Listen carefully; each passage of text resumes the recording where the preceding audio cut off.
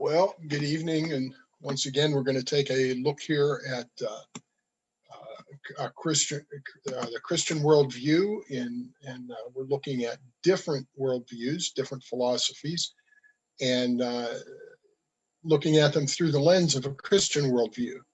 So we're trying to just come to grips with some of the issues from over the years that have brought our society and our culture to where we are today. And so today we're going to look at pragmatism, and as we will learn from RC, this is the only philosophical statement or ism that actually has its roots in the United States, and we'll learn more about that as we go on. So without any further ado, I will start the video.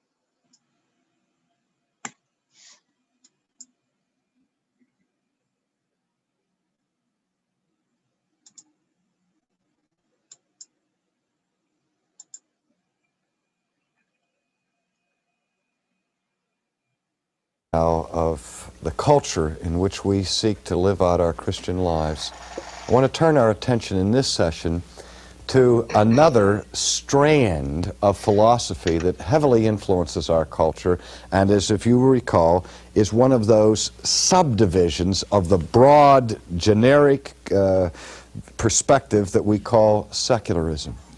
And that philosophy that I'm going to be concerned about today is called pragmatism. How many of you have never heard of the word pragmatism before? Well, that's good. You know, people are somewhat frightened by words like existentialism and logical positivism, but everybody's heard the term pragmatism. I suspect that there's a reason for that, because pragmatism as a formal philosophy was developed and expanded in the United States. Most of the philosophical movements that affect our culture are transported from Europe, come across the sea, and then they make their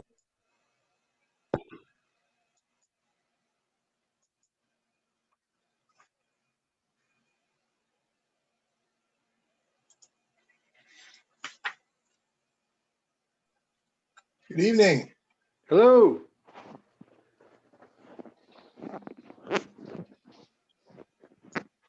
I started the video just a minute ago, but let me see if I can impact felt here. take it back to the beginning. Okay. Paul, I see that you came in. Yes. I am here. Continue our study now John and of Paul, the culture in which we seek to live out our Christian lives. I want to turn our attention in this session to another strand of philosophy that heavily influences our culture, and if you recall, is one of those subdivisions of the broad, generic perspective that we call secularism. And that philosophy that I'm going to be concerned about today is called pragmatism. How many of you have never heard of the word pragmatism before? Well, that's good. You know, people are somewhat frightened by words like existentialism and logical positivism, but everybody's heard the term pragmatism. I suspect that there's a reason for that, because pragmatism as a formal philosophy was developed and expanded in the United States. Most of the philosophical movements that affect our culture are transported from Europe, come across the sea, and then they make their impact felt here in this nation. But pragmatism was born and raised in the United States and reflects something of the genius of the American culture itself. Now, I have made references in the past to a little book that was published in the 60s that was very, very surprising in the impact that it had within the church and in the intellectual world, because it was more or less a semi-popular work of philosophy and religion, and it was written by Harvey Cox. How many of you have heard of Harvey Cox, the Harvard professor? Okay. Cox's book that made him famous was entitled The Secular City. And what Dr. Cox was trying to do in that little book was to write a contemporary book that would be somewhat similar to St. Augustine's classic work, The City of God. And the very title calls attention to the change in Western civilization from a society and a culture that looked to God for its values, that looked heavenward for its goal and its destination, to modern culture, which, as we've seen with secularism and existentialism and humanism, has more or less abandoned the eternal as the reference point for its own definition and its own formation and shaping. We now live not in the city of God, but in the secular city. And what Cox was trying to do was to apply to the American culture a yardstick of evaluation that used both theological categories of evaluation and sociological and anthropological categories. And I would have to say I think Cox was a better sociologist than he was a theologian. But he makes some interesting observations about our society. He talks about the shape of America, and he talks about the style of America. And when he comes to an evaluation of the style of America, he points immediately to pragmatism as being the dominant influence in producing the style of American life. And he uses as the symbol that embodied pragmatism. Remember, this book was written in the 60s. He used John Fitzgerald Kennedy as the supreme example of American pragmatism. He says, and I won't read a lengthy passage here, but just in passing, he says, urban secular man is pragmatic. He devotes himself to tackling specific problems and is interested in what will work to get something done. He has little interest in what has been termed borderline questions of metaphysical considerations. He wastes little time thinking about ultimate or religious questions. And as he goes on to explain here, the spirit of pragmatism is the spirit of problem solving. The pragmatist is basically either skeptical or agnostic about man's ability to discover ultimate truth.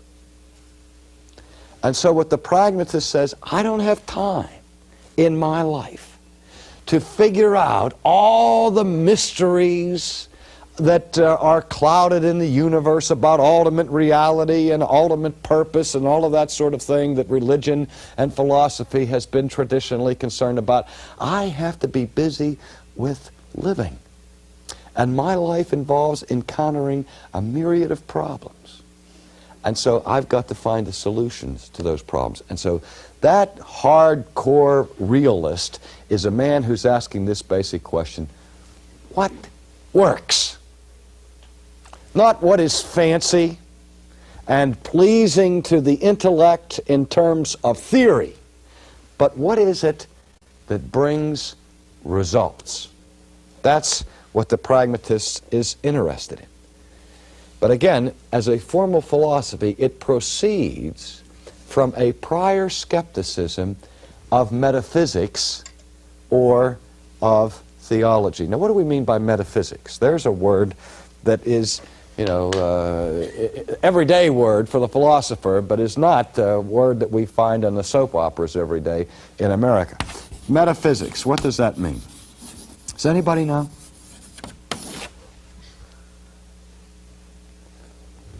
Meta means alongside. Meta means alongside or with. That's exactly right. Okay? And you know what physics is? We have the science of physics that studies the order and the behavioral forces and all of that of nature. It's a natural science. Metaphysics, we could say, is not the study of physics or the study of nature, but is the study of that which is alongside or above and beyond that which is supra or supernatural.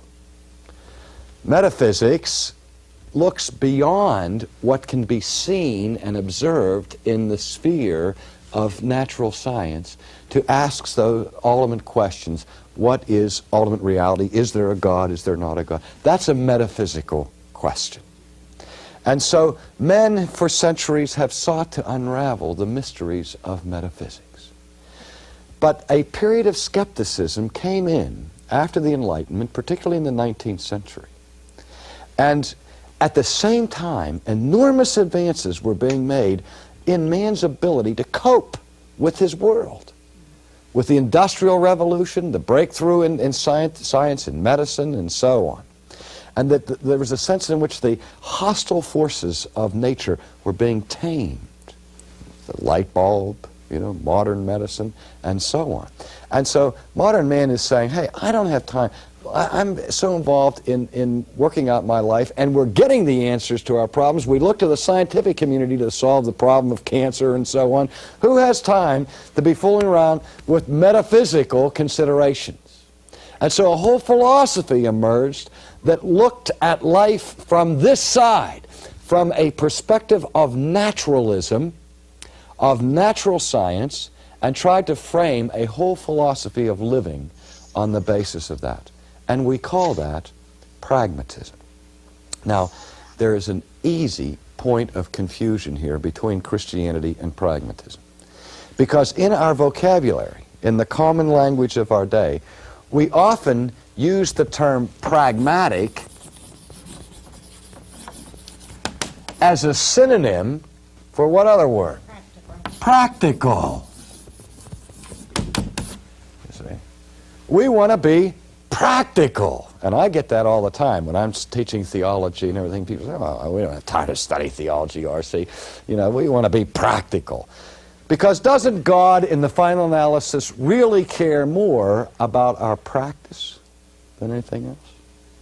He does. The Bible is always talking. By their fruits you shall know them. By their practice, by what you do, really reveals what you think and what you believe. And God, from the beginning on, has been very, very much concerned about how we live out our faith in practice. Okay? So the pragmatist is very much worried about being practical. But so is the Christian. The Christian's also concerned about practice and about being practical. But being practical does not mean that you must embrace pragmatism as a philosophy of life. In fact, where the tension comes, where the collision occurs between Christianity and pragmatism, which I'll try to explain more in just a minute, where that point of conflict is that Christianity says that ultimately pragmatism as a philosophy is the most impractical thing that a person could ever embrace.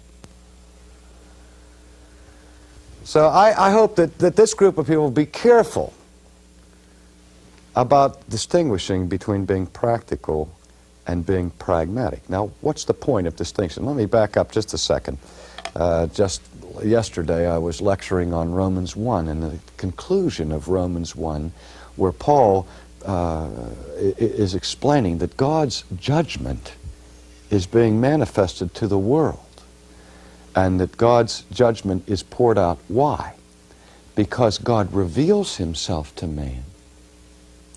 And the bottom line is that man does not see fit to take seriously the knowledge of God. In other words, he does not approve the idea of spending much time thinking about or learning about the character of God. Therefore, God gives man over to a reprobate mind to do those things which are not proper. And then that catalog of vices that he concludes with in Romans 1. Murder, strife, covetousness, gossip, okay? Haters of God, disobedient to parents, malicious, malignant, and so on. He gives this dreadful list of human vices. But the point that the apostle is making is that there is a causal relationship, a natural consequence when man will not have God in his thoughts, that immediately is reflected in what man does. And if you think that God is not worthy of your mental consideration, that will have a massive impact on your life and on the style of your life. How could it not? I mean, there's a sense in which not everybody is theoretically oriented, but everybody is involved in practice. Philosophers have to live, and non-philosophers have to live. We're all involved in the practice of living. But whether it's a sophisticated, formally developed concept or not, what we live, how we behave, is the clearest expression of what our theories really are. Nobody operates without a theory. You may not be able to articulate it. You may not be able to write an essay about it. And you just say, and it may be filled with contradictions. But you have a value system. You have a theory. You have an understanding of the meaning of life and what is good and what isn't good, what is valuable and what isn't valuable, and you act accordingly. And so do I. Now, the conflict between pragmatism and being practical, and the conflict between pragmatism and Christianity is at this level. That pragmatism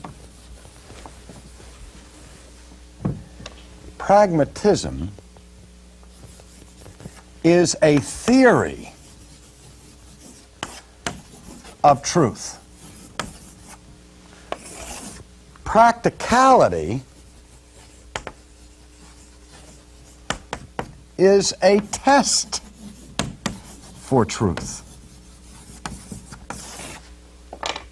You look at that and you say, what is that, a distinction without a difference? Grab a hold of this distinction. Pragmatism as an ism is a theory of truth. Practicality is a test for truth. We have our theories, and then we must test our theories to see whether or not they are validated or falsified.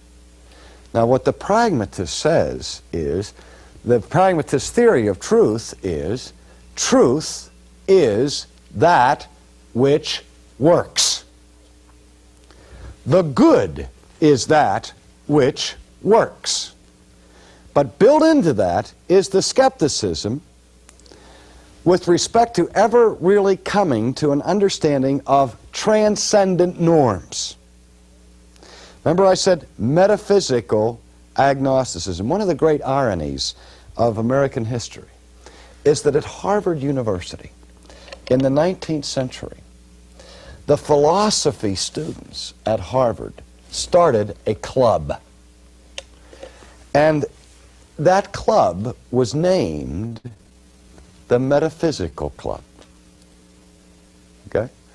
That is to say that they defined their purpose and their goal of the club as to be students of philosophy who specialized in concerns of a metaphysical nature. And at the same time, there were three men who were members of that club who were classmates. William James, Charles Peirce, and Oliver Wendell Holmes, who along with John Dewey became the leading spokesman for the philosophy of pragmatism in the American culture. In other words, pragmatism grew out historically of a group of fellows in a little fraternity in Harvard who were committed to the precepts of metaphysics. But out of that growing spirit of of skepticism with respect to understanding transcendent norms, these fellows began to look for an alternative approach to things. They said, okay, we can't know ultimate truth. Oh, I'm sorry. As we continue our study now of the culture in which we seek practicality, never really coming to an understanding of transcendent norms. Remember I said metaphysical agnosticism. One of the great ironies of American history is that at Harvard University in the 19th century, the philosophy students at Harvard started a club. And that club was named the Metaphysical Club. Okay? That is to say that they defined their purpose and their goal of the club as to be students of philosophy who specialized in concerns of a metaphysical nature. And at the same time, there were three men who were members of that club who were classmates. William James, Charles Peirce, and Oliver Wendell Holmes, who along with John Dewey became the leading spokesman for the philosophy of pragmatism in the American culture. In other words, pragmatism grew out historically of a group of fellows in a little fraternity in Harvard who were committed to the precepts of metaphysics. But out of that growing spirit of skepticism with respect to understanding transcendent norms, these fellows began to look for an alternative approach to things. They said, okay, we can't know ultimate truth. We can't know ultimate values. We can't go to the other side. We're stuck by living here. So how do we know what's right? Well, by experimentation. And William James, how did he approach religion? He's written a classic called The Varieties of Religious Experience, where he analyzes your experience. You say you're a Christian. You would go into Dr. James's study and he would say, okay, tell me about your Christian experience. And you would begin to explain to him that you grew up in such and such a home and then you had a crisis experience when you were 21 and you were converted to Christianity. And he would begin to probe and see how your attitudes changed, how your behavioral patterns changed, how your inner feelings changed. And he would say, okay, has this been a positive experience for you or a negative experience for you? And you say, well, it's been a positive experience for me. So for you, religion works. Religion works. It helps you cope. It helps you make it in this world.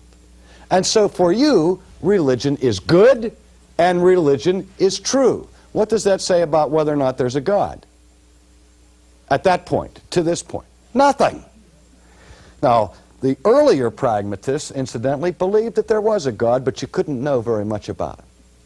But they thought that the corporate experience of mankind tended to validate the idea that there was a God. Later, pragmatists moved away from that into a more atheistic bent. But the bottom line concern, again, was not whether there is such a thing as ultimate truth, because you can't know it, but what works.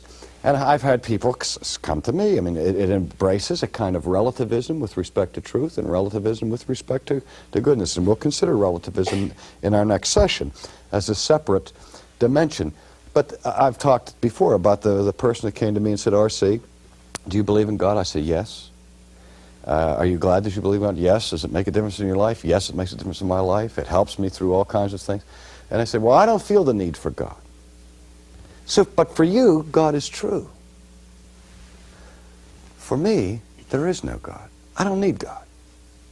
Now, what's going on here? We've redefined truth. Truth, classically, is defined by truth corresponds to what is objectively, what is real. Now, truth is determined by what works for me, or for you, or even for the group. The problem comes in when it works for you, but it doesn't work for you. Which is true? Well, they're both true. One of the things that bothered Dewey had disdain for the science of epistemology, which is the science of knowledge, and said that, and his critics constantly accused him of subjectivism, and he didn't like that, but he never really escaped it. Because if I finally determine what is true by what works for me, then the test for truth ultimately is my opinion, my subjective reaction. I'm saying that's working. But the question is, how long does it work? And to what degree does it work? See, when I say that it's one thing to have practicality as a test for truth, yes, practicality is, I mean, what good is faith if it doesn't work? Huh? But then you have to ask the obvious question, work to what end? Work for what?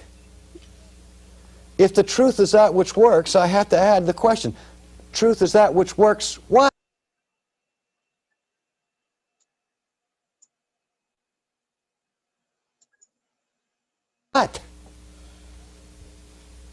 What good is it producing? You have to have some standard, some norm to determine whether the results are good results or not good results, other than pure preference and arbitrary things. Somebody, a college student, is having trouble in college. He set out to get an education because he had a long-range goal. He wanted to become a doctor. But he's having struggle, and he's disappointed now in college, and so he decides to go out and get stoned on drugs. Now, as soon as he uses the drugs, he's gotten rid of the pain of his depression. And he's no longer upset about his future. And he's sort of floating around in space, and you say to him, well, do you think this is good? He says, yes, it solved my problem. And that's been the other chief criticism of pragmatism. That pragmatism tends to focus, and we've mentioned this throughout this course, short-term consequences. Now, go back to Harvey Cox and his appeal to John Kennedy as an image of American pragmatism, as a symbol. And he even goes earlier than that. He goes to FDR as an example in his analysis of American culture. And we say, okay, what happens is the nation is paralyzed, caught in the grip of a depression, the economy has collapsed, the forward growth and progress of America has come to a screeching halt. You know, people were selling apples on the street to survive, industry shut down, a high rate of unemployment, and you know, the specter of war is mounting in Europe, and America is in a crisis place of leadership. And FDR comes to the White House. He's the man who made famous the concept of the first 100 days of office. We now evaluate every president in terms of their first 100 days. What was it about FDR's style that was different in terms of the first 100 days? More legislation was passed in that first 100 days than in, I think, anybody's whole term in the past. He said, we have problems. We don't have time to sit around and think through all the long-range repercussions. We've got to act now and solve the problem now. People out of work, we'll put them to work. Never mind what that does to the budget. We'll worry about that later. You know, and if that and Kennedy's style was the same thing as Harvey Cox said, only he thought about it more. Harvey Cox said that Kennedy's philosophy was this. I don't know how accurate his evaluation of Kennedy is, and I'm not here to criticize John Kennedy. I'm here to illustrate a style of pragmatism that is pervasive in our culture. The nation is bogged down in problems, as it was at the beginning of the 60s. And the plan of FDR was consciously embraced by Kennedy, and that is the style of problem solving. We call this the American way of life, or we call it Yankee ingenuity. When I lived in Europe, when I moved out of the American culture, I experienced real cultural shock. You don't realize how strong certain attitudes are in given societies until you leave those societies. But it's in our bloodstream, and if you don't believe it, move. Go to South America when everything happens mañana. Drive you nuts, okay? Our goal is, you know, the difficult we do immediately, the impossible just takes a little longer.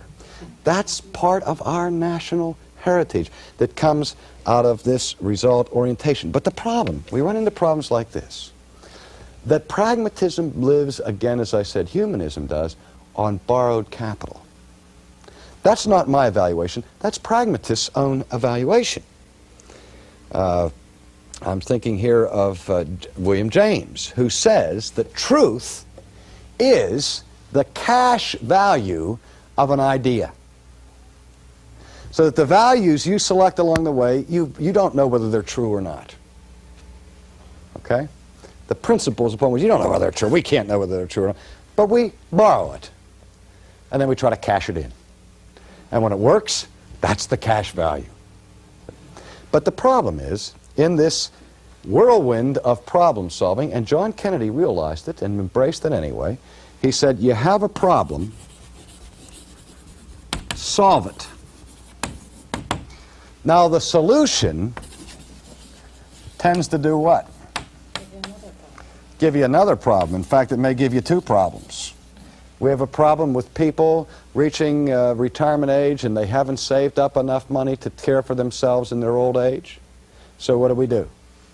We create an enforced retirement savings plan. And then people begin to think that that enforced retirement savings plan will cover their needs, not considering inflation. So inflation comes and the people retire and they find out they don't have the social security they thought they had, so the government now begins to supplement it. Okay? And pretty soon it becomes the elephant that's about to sink the ship. But it doesn't happen in 6 weeks. It happens in 30 years, or 40 years, or 50 years. The long-range consequences begin to make themselves fall. But you do the short-range solution, it creates a problem or it creates two problems. That's okay, the pragmatist says. We'll handle them as they come. We'll solve those problems. But if you're thinking short-term, what happens? Now you got 4 problems. You solve those, now you got 8. You solve those, now you got 16. And by exponential growth, the problems of the culture escalate and explode and bring the house crashing down. This is the point where the Bible is saying, yes, truth is that which works, but that which works must be measured by the eternal norms of God. The real conflict between Christianity and pragmatism is the conflict between what is right and what is expedient. As Josiah Royce stated it, and with this I'll close because I'm running out of time, he said, if you want to see how pragmatism degenerates at the ethical level, think of the oath that a person is called upon to give on the witness stand in a law court and change it to pragmatist categories.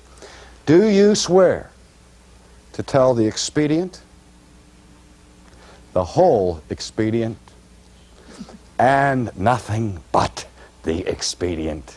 So help you expediency.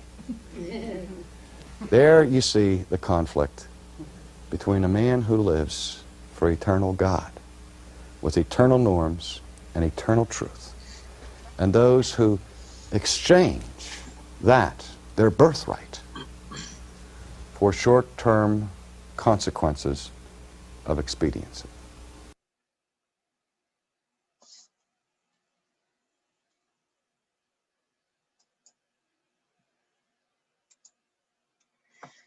Well, I had muted everybody, so make sure that you unmute yourself as we begin to discuss it. Weldon, it's good to see you. Just to answer your question, Weldon asked the question, you were referring to Robert Louis Stevenson, is that right?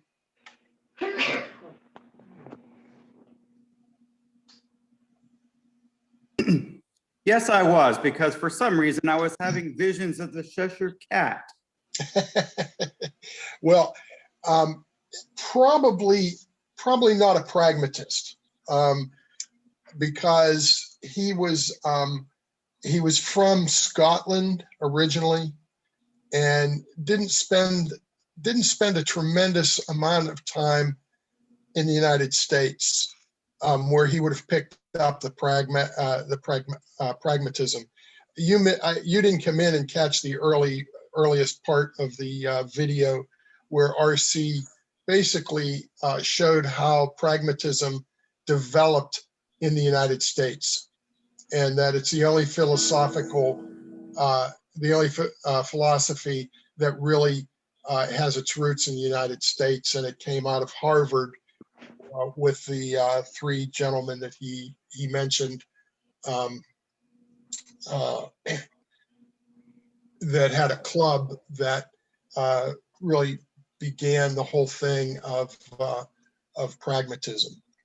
I was here for that. I was making more of a comment about your background and your video. You like mine? I redecorated since the last time. Yes, and sometimes you disappear into the background. Yeah. Hence the Cheshire Cat and the Robert Louis Stevenson reference. Oh, okay. Okay, I understand. I understand. So, yeah, I just decided to try to do something different. So I have a bunch of them that I could use. Paul might appreciate the Steeler one I have. I don't know if, yeah, there he is. So anyway, any other comments anybody has that, from what you heard RC talking about? Well, he mentioned the repression of God.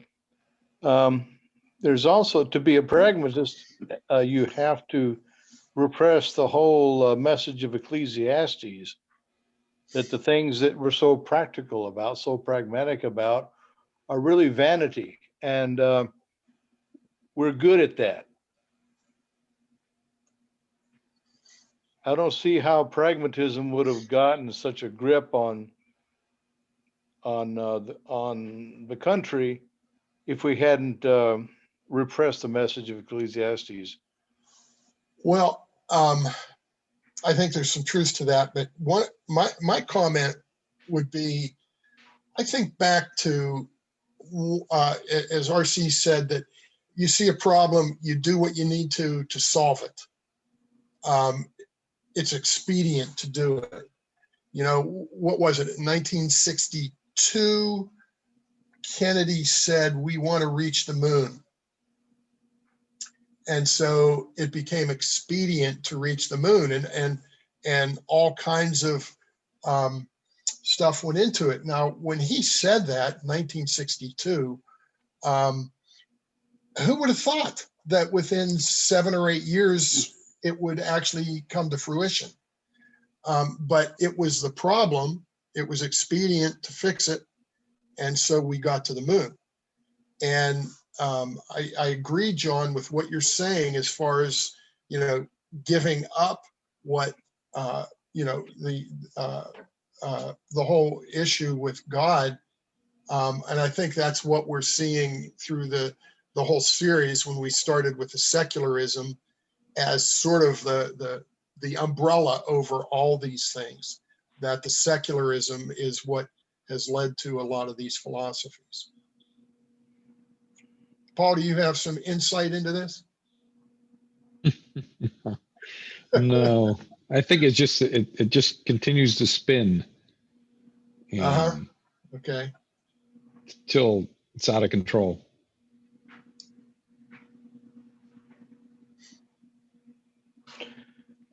Well, Marxism is another God-rejecting philosophy that has an attitude quite similar to it, namely, the end justifies the means.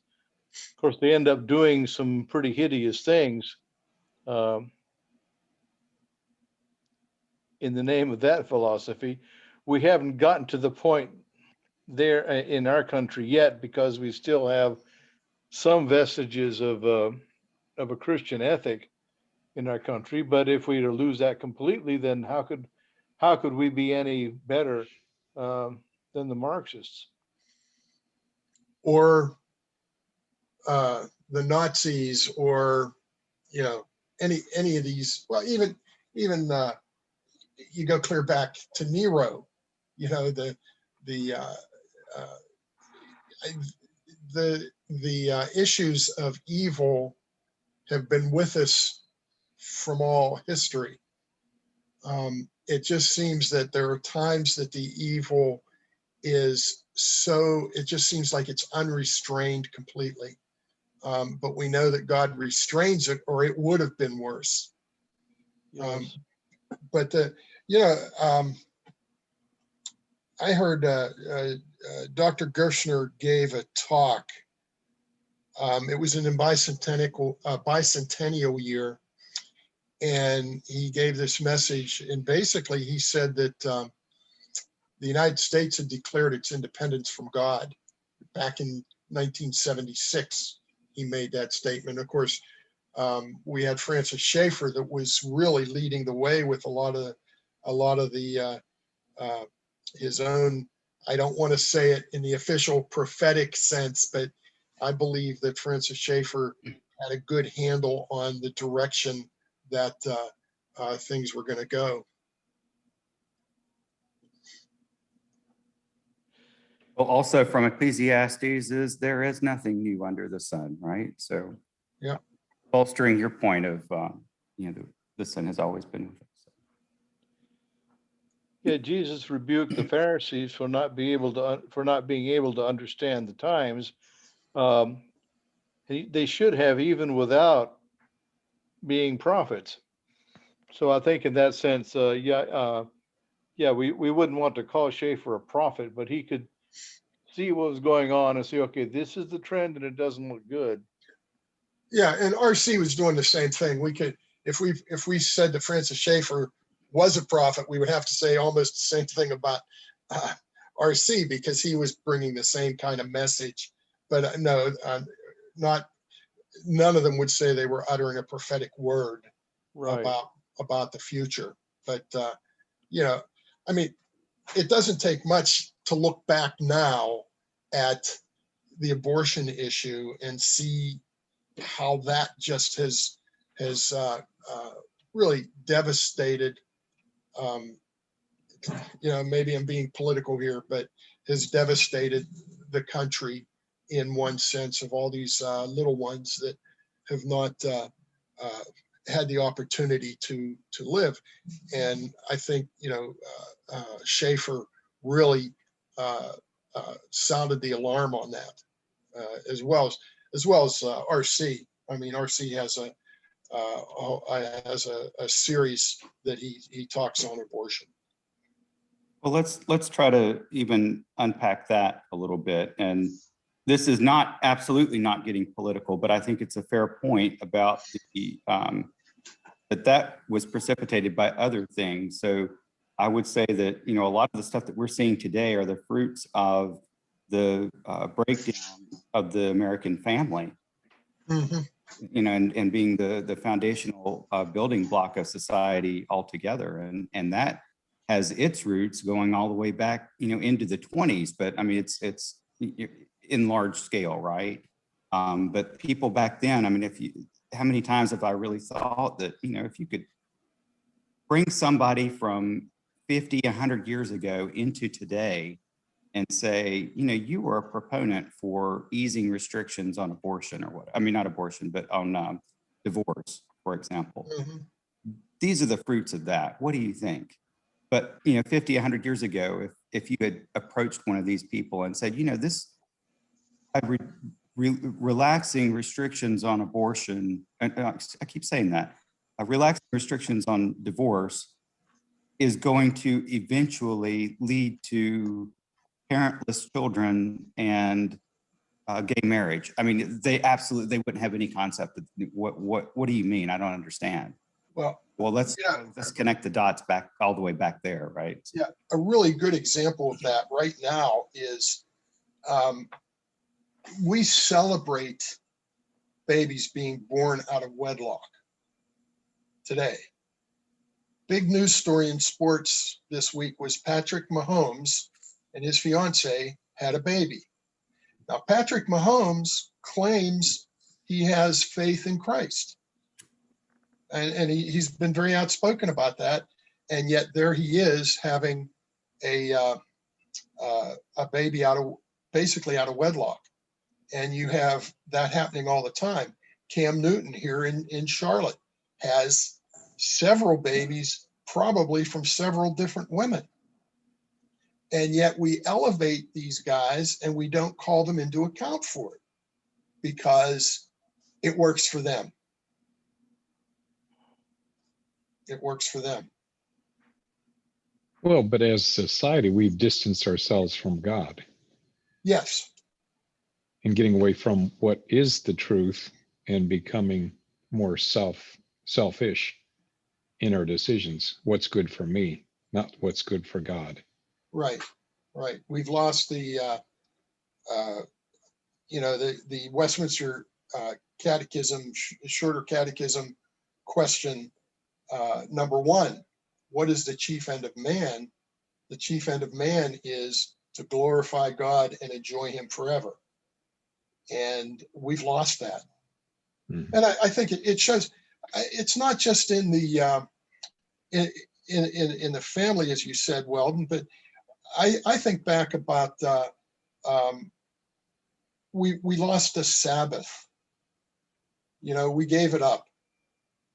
When the stores decided to stay open, we gave it up. And the stores were kind of shrewd because they knew at first they were not going to make money by being closed on Sunday or by being open on Sundays. And they did not make money for several years. But once people got into it, Sunday is now probably their biggest day of the week. So it was an investment. Yes. Well, here's another one. Talk about pragmatism. And you're just saying if somebody said, this is what, if you're going to make it easier to get divorced, it took me a long time to realize, wait a minute, how can two people vow before God and covenant with each other to be together until death do they part, and then they split up and it's nobody's fault? I mean, that should have raised some real red flags at that time. And it didn't raise any red flags with me for at least 30 to 40 years after I became an active Christian. Why was I so blind? Well, I remember when that was an issue in Pennsylvania, and there were people that said, no, this should not be the right thing to do. But again, expediency sort of outranked morality. So, well, you know what? There's some questions. If I can get to them. Why is it natural for Americans, especially, to be enamored by pragmatism?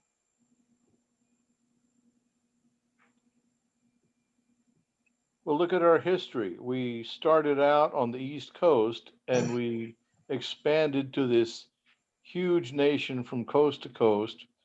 And it's the most affluent society ever. We've accomplished a lot and have a lot to be justly proud of. Yeah, and I think we take the idea of that we got to the moon in 7 or 8 years. 7 years. And that reinforces the whole thing of, hey, there's a problem, let's solve it. And so what we do now oftentimes is we see a problem. How do we solve a lot of the problems today? We find a way to throw money at it. we decide that we need to do something, so we throw money at it, so that we can then get the resources needed to make it work. Yeah. Well, that's today's answer to a lot of problems, whereas before, in times past, it would be people trying to identify the root cause and fix the problem, not just throw money at it to make it go away temporarily. Right. And that goes all the way back. And I think about people that I know who have some minor thing go on at their house or whatever. It's like, oh, well, let's pay a plumber to come in and fix that for, or let's go and hire an electrician to install a light fixture, whatever, silly things that people in times past would, it would have not even been a second thought to just do it yourself. Why would you pay somebody to do something like this, right? But now it's easier just to pay somebody and be done with it. Yeah. I can't tell you really how many hot water tanks I've installed. I've got one right now that I installed about 2 years ago. It's like you unplug the wires, you take it out, it's not a really big deal. And this was the first electric one. I've actually done gas powered ones. So, but yeah, you're right. Why, if somebody's dryer goes bad and the heating element quits working, you know how hard it is to fix a heating element in a dryer? You just unscrew some screws and take some wires off and reconnect them, and you've got it licked. But we call in a technician to do it. Or, we have lawn care people that come in and tell you exactly what kind of grass you have, what kind of weeds you have, and here's how we're going to fix it. And of course, then they're also cutting the grass for people. I am absolutely, I don't know if it's like this now, but down here, almost everybody has a landscaper cutting their grass. It's just, I don't. And I, as long as I can push the mower, I'm going to continue to push the mower. But yeah, I think, when you take away the eternal, when you take away the vertical aspect of things and you live in the horizontal, it's really easy to be enamored by pragmatism of getting something done. Do you think there's some presuppositions that must be embraced or thrown out for a culture to subscribe so heartily to this philosophy? Years ago, my dad, so this is when I was in high school or freshman in college, he was saying people are no longer asking, can we do X, but should we do X? Because any kind of problem that we could think of solving, it probably could. So the question is it right to do it? Take, for example, we wanted the pleasures of sex without making our wives or our girlfriends pregnant. So what do? We got these artificial contraceptive devices. I don't know. Talking about divorce was going to open the door to a lot of things. Pope Paul VI, Humanae Vitae, said the same thing. Said, look, you're opening a real can of worms, and he was hated even by bishops for saying it. But it's a very interesting document, and I'm saying that you'd agree with everything he said, but I think it's well worth reading.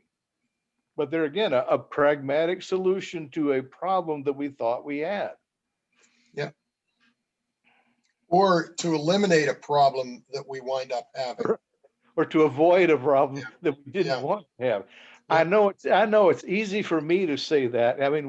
We are past, my wife is past childbearing age, so I can say that. I don't have any skin in this game, but I still think it's something well worth listening to, well worth considering. And if I were a youth leader, I would encourage the kids at least consider natural family planning if you're going to get married.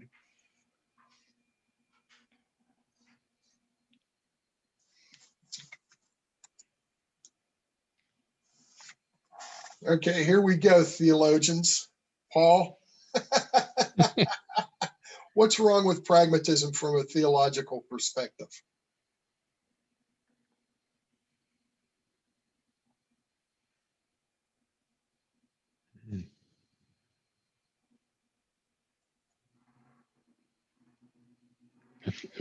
They leave God out of it so many times.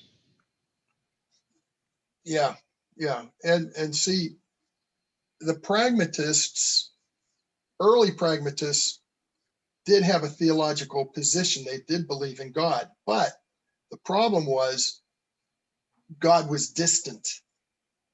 You know, he was out there somewhere, but he wasn't involved. So when a problem came up, we solved the problem. God was not involved in the problem, which is kind of interesting. I mean, how do we remove God from what's going on if he's really God? But yeah, I think, yeah, I mean, I think that's a pretty simple answer to that question. They left God out of it, and they continue to leave God out of it. And we have all this stuff spinning around in the world today. If you think about what's going on and how people are, and whether or not, you know, whether or not we had an insurrection or whether or not what went on in so many cities on the West Coast and those things, it's all because people are doing what they feel is expedient. And in many cases, the expediency trumps, pardon, that's not a political statement, trumps, Trump's what? it trumps it trumps what normally would be the way that you go in terms of your relationship with Christ. Uh-huh. And I think that there's been a weakness in many of the mainline denominations, because I think they've embraced it. They've embraced not just this as a philosophy, but this is probably one of the big ones where they started doing things. Hey, we've got a problem, let's solve it. And so they began to well, you know, I don't know, Paul, what your how your church operates, if you're seeker sensitive in your approach to things. But you know, the whole seeker sensitive movement, Willow Creek, it came out of Young Life people. It came out of Young Life people. It came out of youth pastors who really watered down what adults need to be doing in terms of their relationship with Christ and their relationship in worship. You know, and having been involved in Young Life, it's been a great ministry to reach young people, and you know, there's no question. But I think the model of what you did in youth ministry then, for many of them, became the model that they used for their church. And so, you know, with Young Life, for example, we had outreach meetings that we basically called clubs. We'd have a Young Life club meeting at somebody's home, and we would have weekends and different things like that that we would do. But we would also have a smaller group that we called campaigners. That was more of a Bible study, but the outreach was what we were really working hard at. And the outreach was basically, you know what we called it? It was how did we?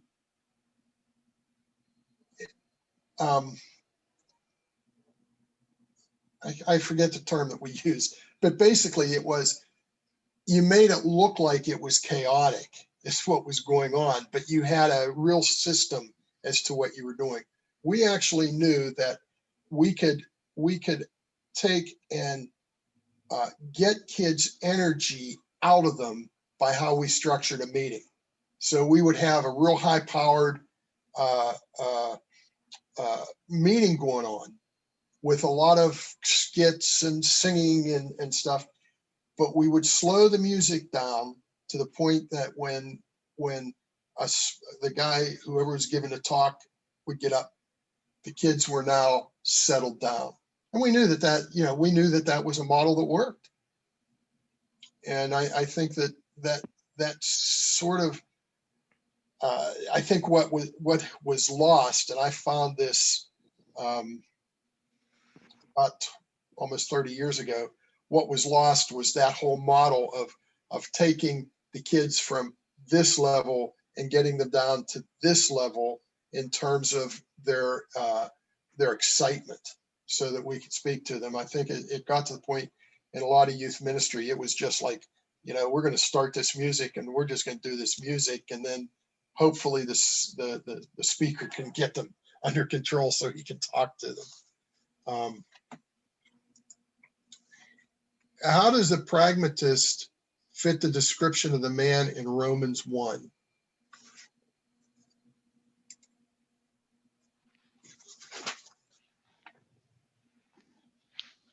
Well, I think RC hit the nail on the head. That's going to be one of my major takeaways from this, is because they did not see fit to acknowledge God, God gave them over to that catalog of sins. And if he doesn't give someone who doesn't acknowledge God over to those things, then it's by his restraint of them.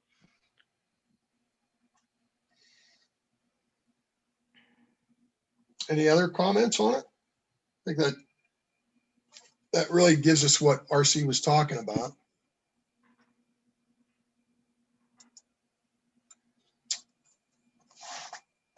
Well, and I sort of touched on this, but anybody else have any examples of how pragmatism has crept into the Christian church? I like these sermons. They're so practical. They don't bore me with a lot of theology.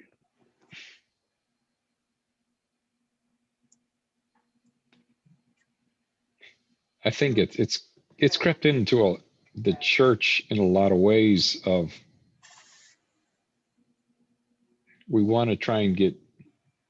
Sometimes the goal is, and you kind of hit it on seeker sensitive, that we want to get people into the church, but that's not what God has called us to do. God's called us to make disciples.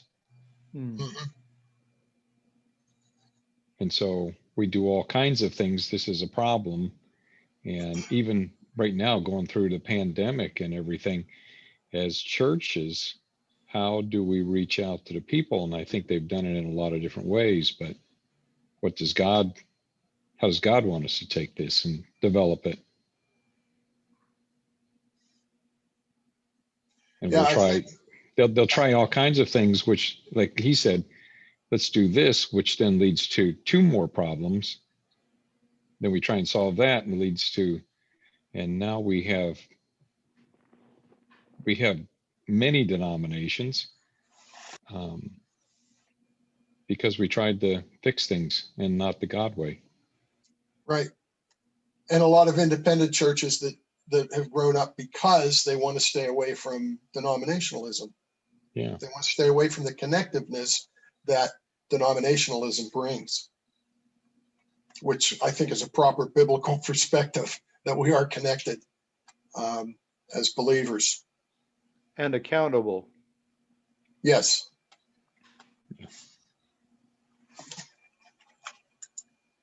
All right.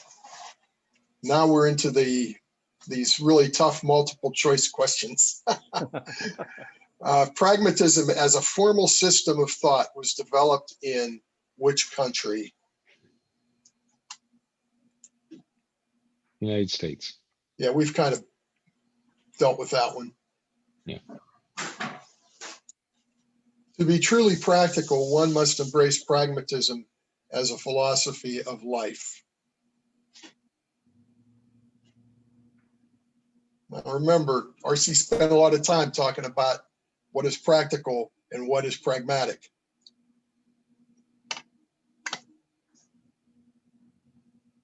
False. It's false, yeah. That's the magic arrow tells us it was false. Zap.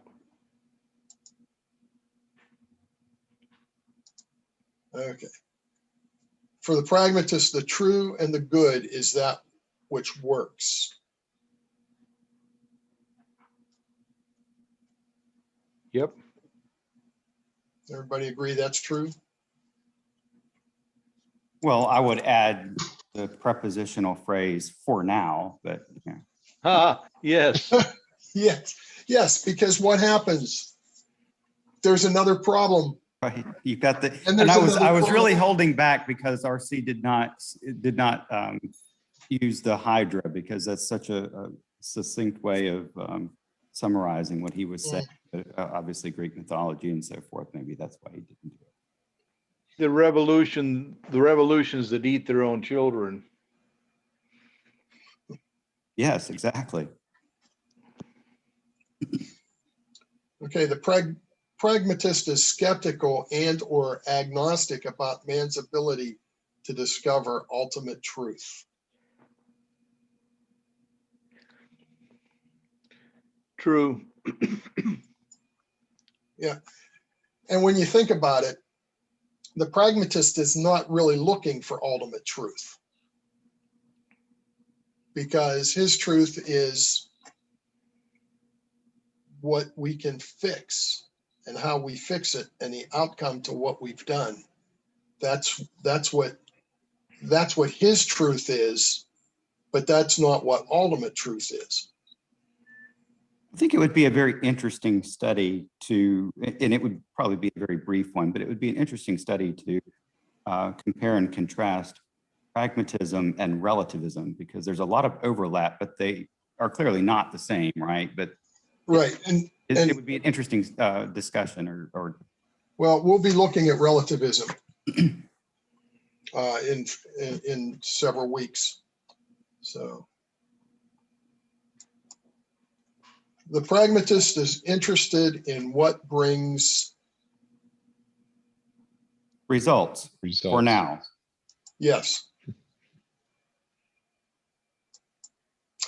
All right, so next week we're going to look at positivism. I'm not sure, Paul, that you and John, because I don't think John was not, John, you were not in here the first week, right? Right. So Paul Rose, as you see him there, is a pastor. What's your title, Paul? I'm the care pastor and executive director of adult ministries. Okay, in an Assembly of God church. And you are in Iowa? No, Springfield, Illinois. Springfield, Illinois, close enough.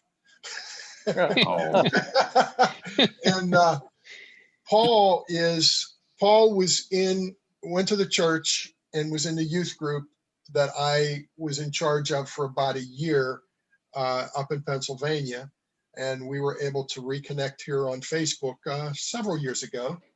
Neat. And so it's just, I am always excited when somebody has gone into the ministry, Paul, just that has been, and I wasn't at Whitehall long enough to really have much of an impact, I don't believe, but it's just good to see that you are involved in ministry, that you've gotten to this point. So, but I'll tell you, I remember your mom and dad and Linda. Yeah. You guys were all just wonderful folks. And I tell you what, you're looking like your dad. Yeah. I hear that more and more. That, yeah. By the way, you knew Diane Off, right? The name sounds familiar. Okay, she was involved in Young Life, but her nephew is I can't think of his first name, but he's Suck Off, the kicker for he kicked for Tampa Bay this year, but he was with Kansas City for some. That's her nephew. Huh. Anyway, Yeah, name sounds familiar. yeah, she didn't come to the church. I actually met her through some other Young Life stuff that we were doing, but she was good friends with several of the people that were from Whitehall. So I might have to move this to Tuesday night next week. I'm not sure if it's next week or the following week. I have a conflict on Thursday night. And so I think I'll try to move it to Tuesday night that week, but I'll give you plenty of upfront announcement about that. So anyway, I appreciate everybody and good discussion, gentlemen. Really good discussion. It's you know, we've got a problem in the world today, and in a very pragmatic way, I would say we fix it by the gospel. And that's the result. Hey, Yeah. hey, Weldon, can I get you to hang on for a couple minutes? Sure. Okay. Before we go, I got a question. Is positivism synonymous with logical positivism, or is this I think it'll cover both. okay? Yeah. Now I won't be available this coming Tuesday, but I would look forward to hearing the lecture. Okay. Well, like it'll be up on YouTube probably a little bit later today or tomorrow. Actually, we have a couple other people that are going to come in, but they had to work tonight. So Julie from our church, it's Julie Yeasting. She messaged me today and said they were working tonight. So, all right. Well, I just want to get a couple things with you, if that's okay. I'm going to stop the recording.